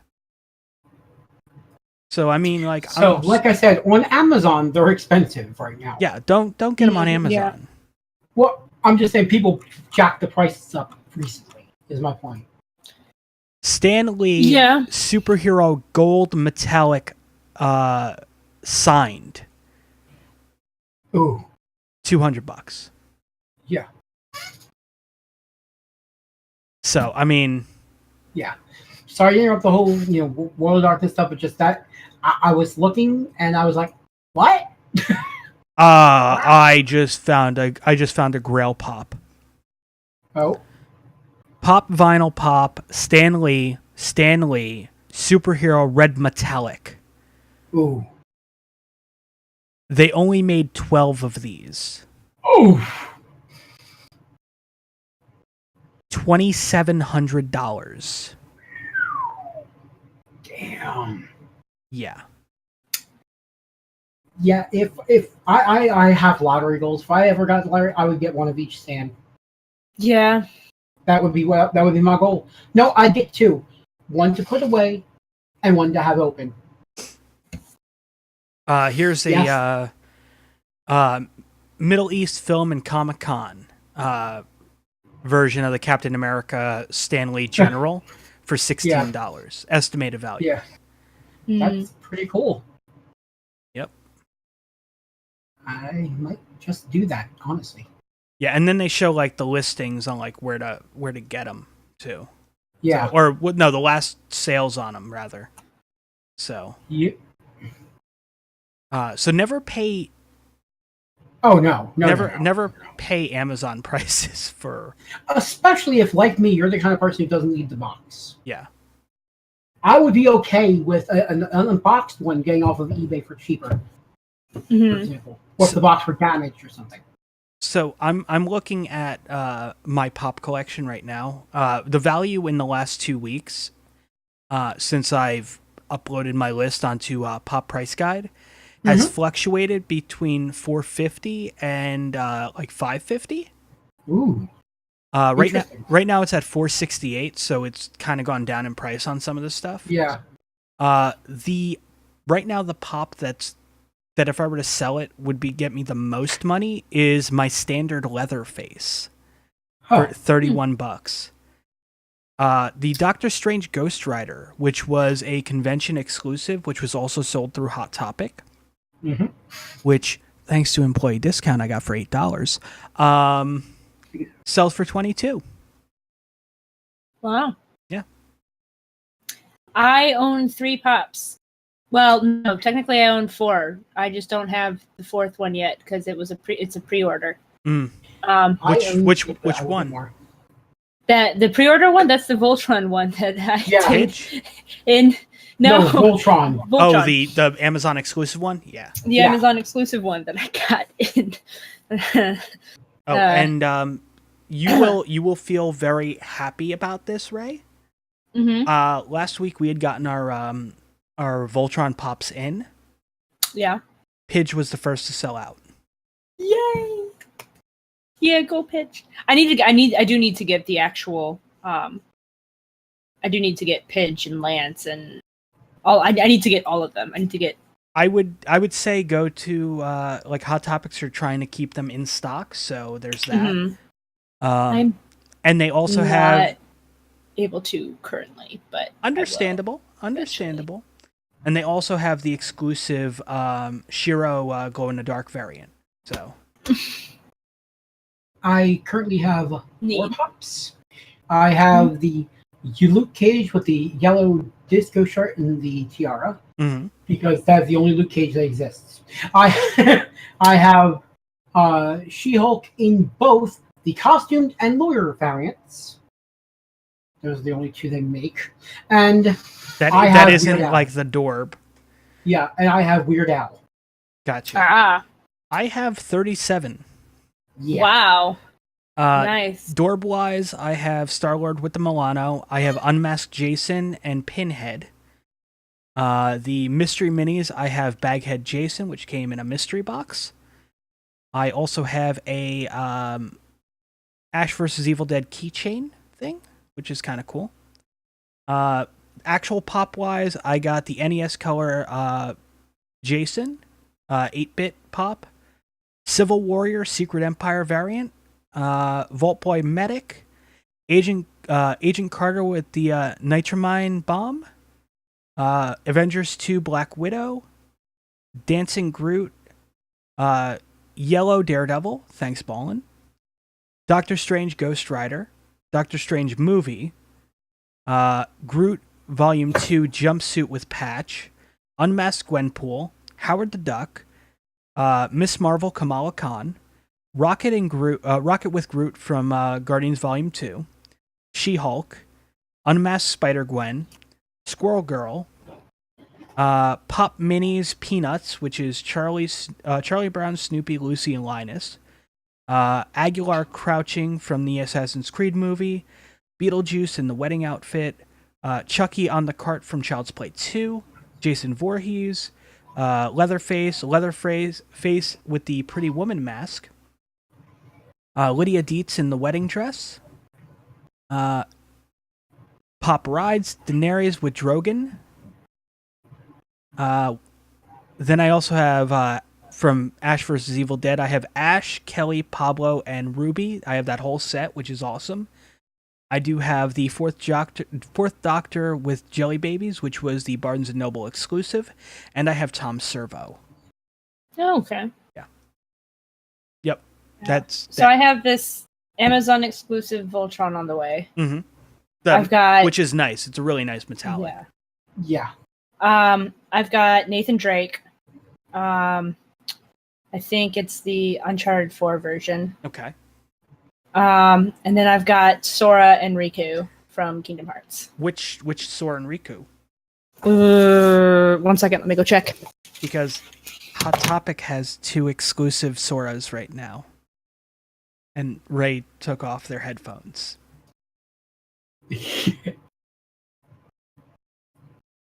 I'm gonna say something when Ray gets back, and the reaction's probably gonna be like, "Why do you do this?"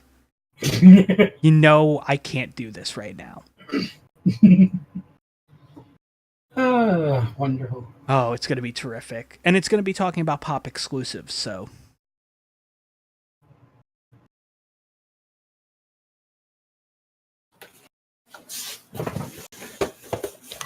all right. So, which one's okay? Back. Sora.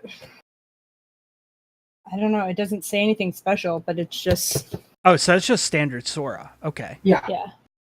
It's the Kingdom Hearts, just Kingdom Hearts Sora, and same thing for Riku. Yeah. For Riku.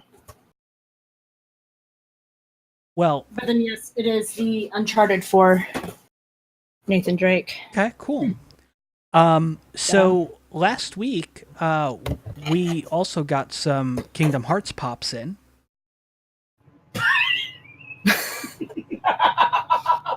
Two of which are exclusive. And both are Sora.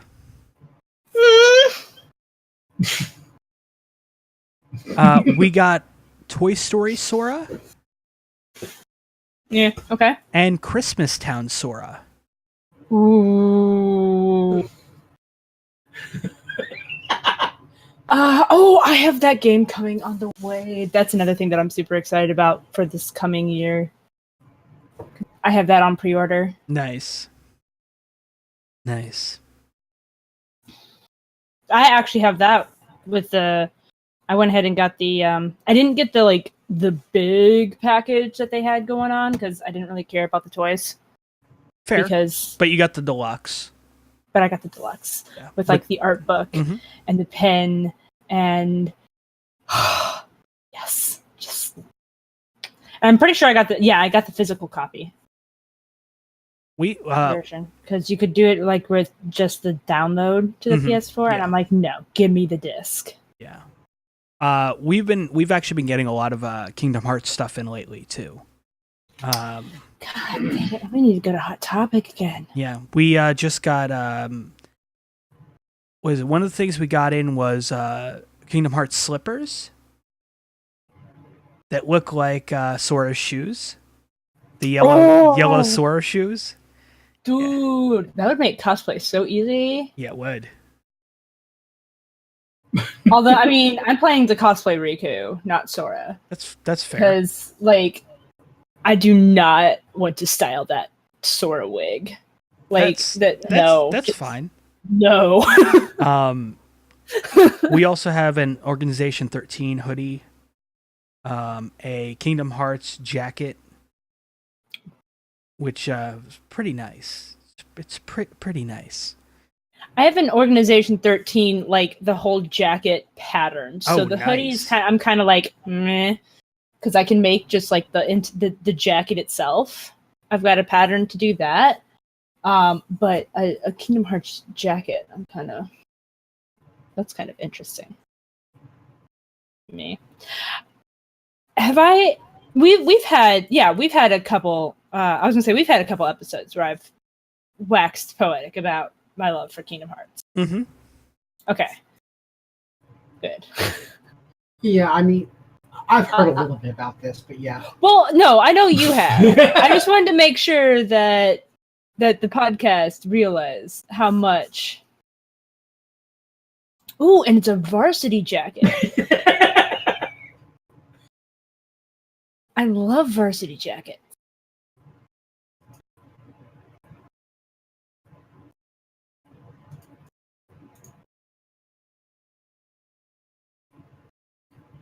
$55. I know, right? Well, I mean, I just grabbed the first one I saw, so. And check out that sweet patch on the back. Sweet design on the back, even. I know. I'm kind of in love with it. We all know what you have to do, Ray. Fam!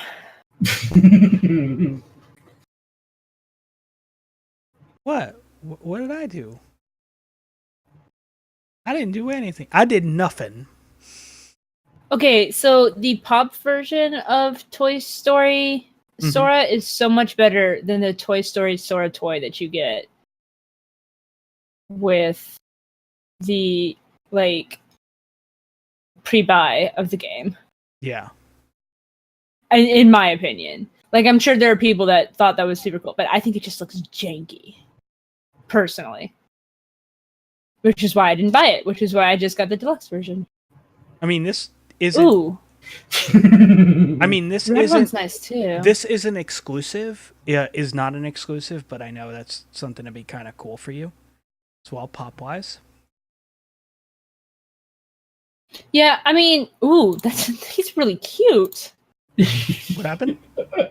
His little Christmas, his little Monsters Inc. version is super cute.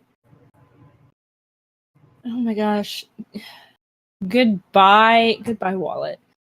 Rip wallet. Okay, so actually those slippers, I mean, while those slippers look super comfortable, I don't know that I would use them for cosplay No, if I were to wouldn't. cosplay Sora. That would actually kind of no. I'm a little too Gryffindor.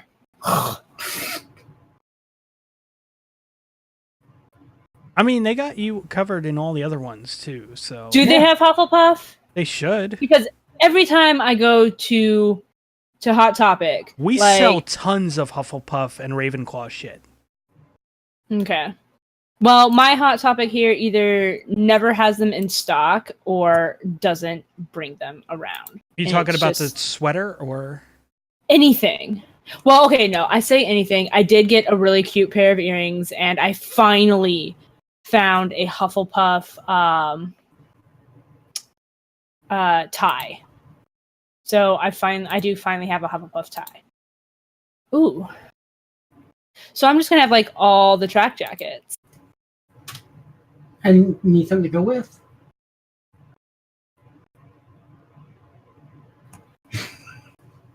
I don't actually like that. Okay. I mean, that's fair. Not everything is going to be to everyone's tastes. Let's be a little bit more serious here. Yeah. Sorry. No. Oh God, no. Why? What's so wrong about the? What's wrong with the pajama pants? Actually, clicking the link, it's not as bad as I thought. But just seeing the little tiny thing, the tiny picture in Discord was kind of like no. Yeah. But no, the skirt is actually just looks kind of meh. It just looks kind of meh. Fair. It looks shoddily made, honestly. Like, I don't know, and maybe it's because of the fact that the school that I went to, when I think plaid skirts, I think very defined pleating. Gotcha. And that does not have defined pleating, and it just looks Halloweeny. Yeah, it just looks bleh. It looks like you didn't put any effort in it, or like they didn't put any effort into it.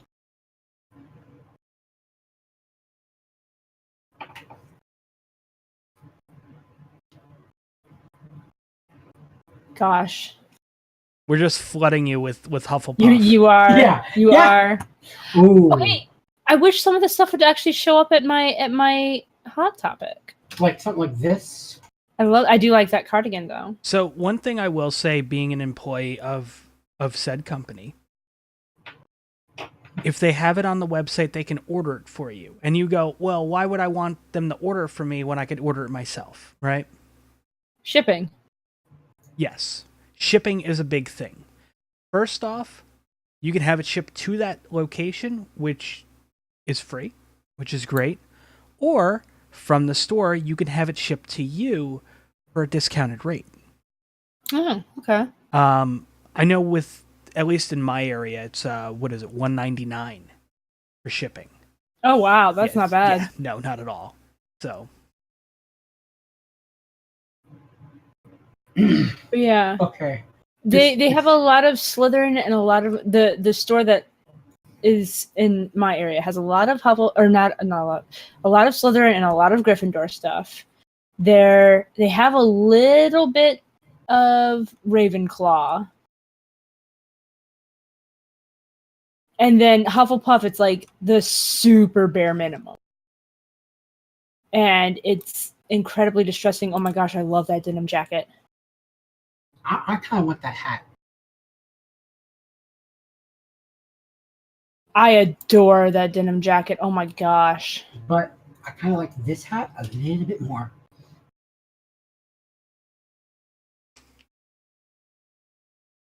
Those are really cool. I just don't like snapback hats. Fair. I wear them all the time. That's Every time I'm out of the house. That's completely fair. Like, there are several snapback hats that I really want. Well, I don't wear snapback, but that's the style. I wear ball caps. I can deal Yeah. with it being a snapback. That's fair. There's a few that I see at like cons that I go to. Like one that's like, it says Paladin, and it's got like and it's like done with like galaxy type pattern look, and it's really cool, and I really love it. But I never wear snapbacks, and I very rarely wear ball caps. Yeah, every time I leave the house, I'm in a ball cap. Yeah. In fact, it's purple. Nice. I wear ball caps. I wore a ball cap when I was doing the manual job, mostly to keep my hair out of my face. Mm-hmm. That's not the only time that I wear a ball cap. Yeah, I actually got this one most recently because the bill on my previous one was disintegrating from how old it was and how overused it was. That's fair. Yeah. I think part of it is that I color my hair. Yeah, and you want people to see it. And and I mean, but at the same time, like I wear beanies. Oh my gosh. Oh my gosh, it's so cute. That visceral reaction. Did you read the description above that? Yes, I did. Yes, I did. That was great. It's so true. Yeah. But honestly, this entire last hour has been a good breather after that. Yes, true facts. I wear beanies a lot. And then of course, I've got my felt hats that I wear. You basically don't wear a hat unless the weather demands it. That's Or I'm showing off my art. Yeah. I mean, because like I said, I wear like my witch hat and I wear my felted hats. But essentially, you're not going to wear a hat just to wear a hat. Yeah, pretty much whenever I leave the house, I usually wear a hat. Yeah. And that's mostly because I'm walking and the harsh rays of the sun and my scalp do not mix. So that's fair. I like to keep the sun out of my eyes. That's why I wear ball caps. Well, that's fair. I mean, I like beanies because they keep me And warm. rain. And and I also also they- use sunglasses, so I don't live in an area where sunglasses every day are a necessity. I can't wear sunglasses. Well, sure you can. They just have to be those big, chunky, elderly sunglasses that fit over the glasses. Well, yeah. Or I have to wear contacts. So like when I Or you go have to get driving or transition whatever. lenses. Oh gosh, I hate transition lenses. Or prescription sunglasses. They Prescription, exist. yeah. They do. Those do exist. They're expensive as all get out. And so are the transition lenses too, for that matter. But no. But like when I know that I'm gonna be driving for a long time or whatever, I'll wear contacts just so that I can have sunglasses. fair.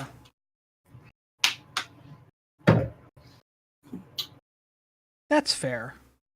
Yeah. I'm going to be the one to say it this week. I kind of feel like we've petered to an end. Yeah, That's That totally is- valid. that is very Right fair. 2 hour mark. Yeah. So. I mean, I'll be honest with you. At 45 minutes, I didn't think we were going to go much longer. I know. I seriously thought we were going to have to call it an end to it. Thank goodness we actually got into the World of Darkness stuff to cheer us up. Yeah. Which, Yeah. I mean, It's a weird phrase. I mean, we talked about this before we started recording, because of the whole like World of Darkness, asking Ray if they wanted to be a part of it and stuff like that. Mhm. And it's just like it's kind of weird that you use the World of Darkness as a way for you to kind of not Lighten up. Yeah. to lighten up after learning about Stanley's death. And I Yeah. was just like, Yeah. yeah, it's a thing. Yep. But we all, process in our own way. Yeah. I made a superhero themed Malkavian for mine.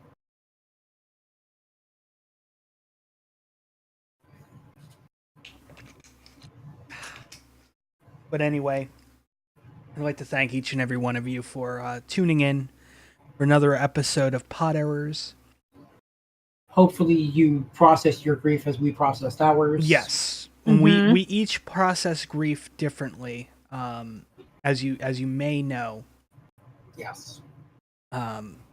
Ballin writes, I drink, and Ray cries.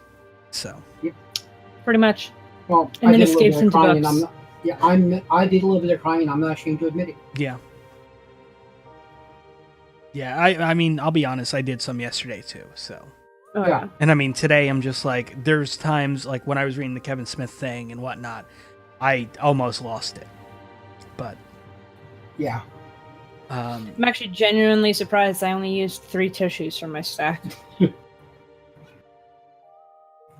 yeah. But anyway, we'd like to thank you guys for tuning in, listening to us on all those fine locations that you can get podcasts: Radio Public, iTunes, Stitcher, Google Play, TuneIn. Of course, you can catch this on twitch.tv/PrecipicePodcast and also on the YouTube page.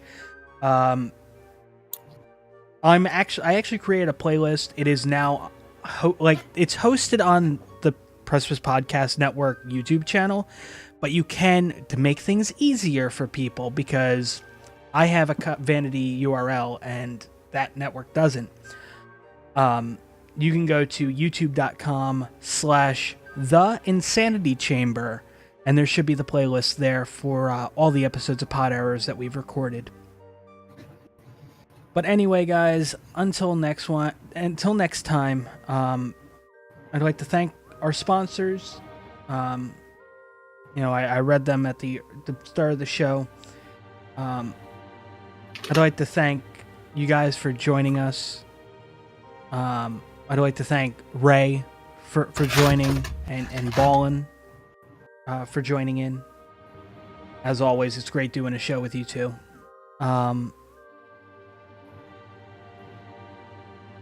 Until next time, true believers, Excelsior. Enough said.